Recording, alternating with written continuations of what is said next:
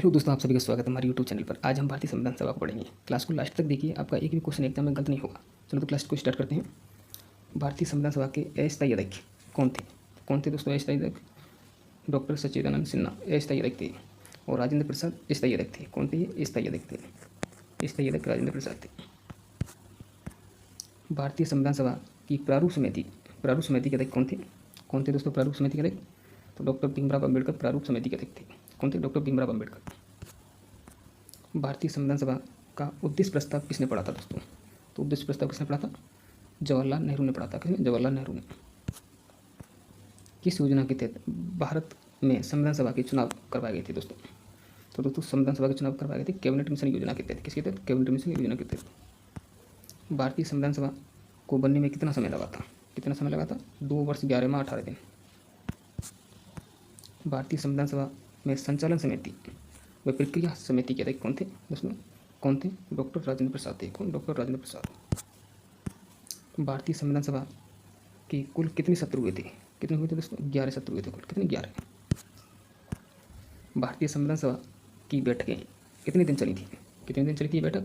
165 दिन। कितने? 165 दिन। भारतीय संविधान सभा में स्थायी अध्यक्ष कौन थे दोस्तों? कौन थे स्थायी अध्यक्ष? डॉक्टर राजेंद्र प्रसाद स्थायी अध्यक्ष थे, और डॉक्टर सच्चिदानंद सिन्हा अस्थायी अध्यक्ष थे। कौन थे? ये अस्थायी अध्यक्ष थे। अस्थायी अध्यक्ष डॉक्टर सच्चिदानंद सिन्हा थे। संविधान सभा में महिला सदस्यों की कुल कितनी संख्या थी दोस्तों? संविधान सभा में महिला सदस्यों की संख्या कितनी थी? 15 थी। कितनी थी? 15 थी। संविधान सभा की प्रथम बैठक में कितनी महिला सदस्यों ने भाग लिया था? तो कितने लिया था दोस्तों?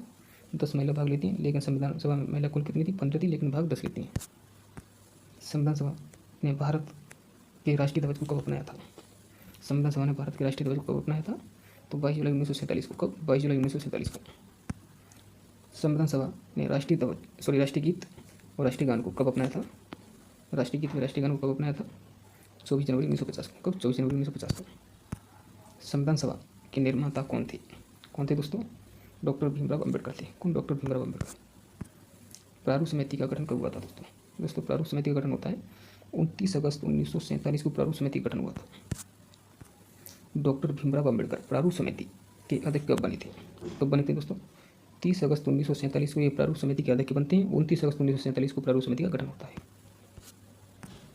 कैबिनेट मिशन भारत कब आया था दोस्तों? तो कैबिनेट मिशन भारत कब आया था? 1946 को कैबिनेट मिशन भारत आया था।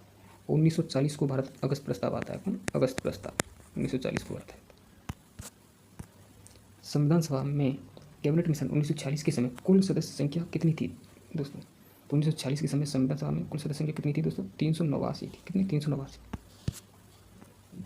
संविधान सभा के निर्माण हेतु अंग्रेजों द्वारा किया गया प्रथम प्रयास कौन सा था?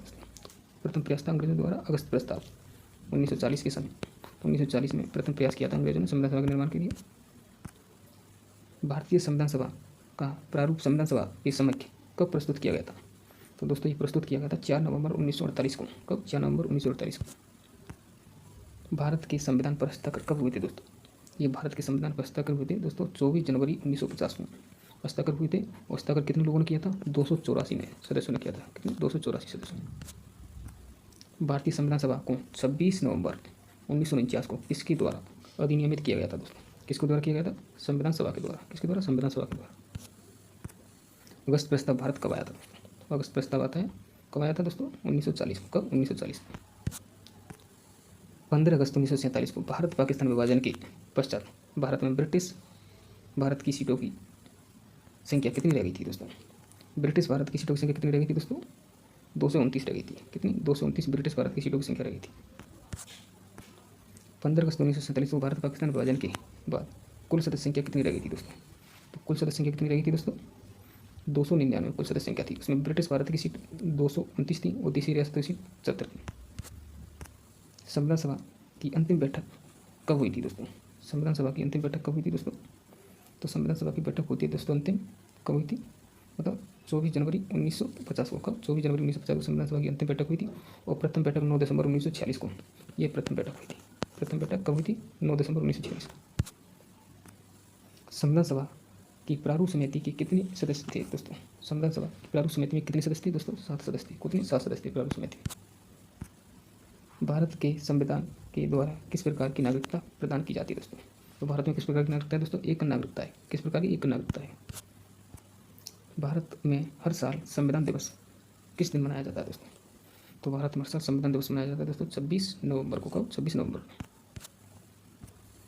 भारत में पहला संविधान सभा का चुनाव कब हुआ था दोस्तों? भारत में पहला संविधान सभा का चुनाव कब हुआ था? कब हुआ था दोस्तों? 1946 में हुआ था संविधान सभा का पहला चुनाव, और दूसरा चुनाव 1947 में होता है। निम्न में से कौन एक संवैधानिक निकाय नहीं है दोस्तों? तो कौन नहीं है? नीति आयोग एक संवैधानिक निकाय नहीं है। नीति आयोग नहीं है। भारत के संविधान में एकल नागरिकता की अवधारणा कहाँ से ली गई है दोस्तों? तो दोस्तों हमने एकल नागरिकता की अवधारणा कहाँ से ली गई? यूनाइटेड किंगडम से, यानी ब्रिटेन से।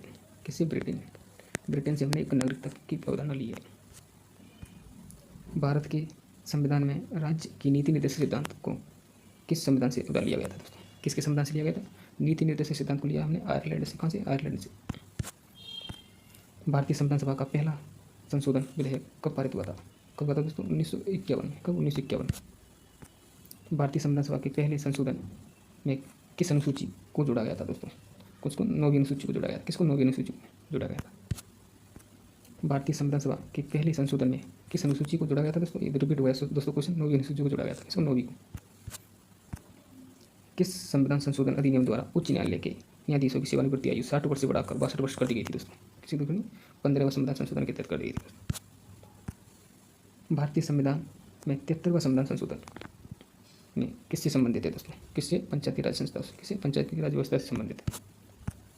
भारतीय संविधान की किस अनुसूची में पंचायती राज संस्थाओं की प्रावधान शामिल है दोस्तों? सम्मिलित है। कौन सा? तो पंचायती राज संस्था किसमें? 11वीं अनुसूची में। किसमें? 11वीं अनुसूची में। भारत के संविधान के भाग 3 किससे संबंधित है दोस्तों? तो दोस्तों भाग 3 किससे संबंधित है? मौलिक अधिकार से संबंधित भाग 3 है, और नागरिकता से संबंधित भाग 2 है।